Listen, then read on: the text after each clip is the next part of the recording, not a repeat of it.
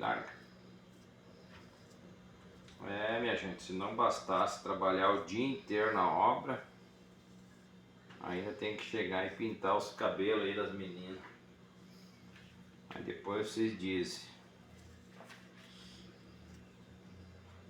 você não é um pai. Dá uma olhada aí, pintando o cabelo delas. Que nem diz o outro, em vez de mudar de mulher, muda a sua mulher. Olha só. Descemos já pintando os cabelos delas aqui, ó. Vamos ver se vai ficar bom, olha só. Mas que beleza, minha gente. Olha só.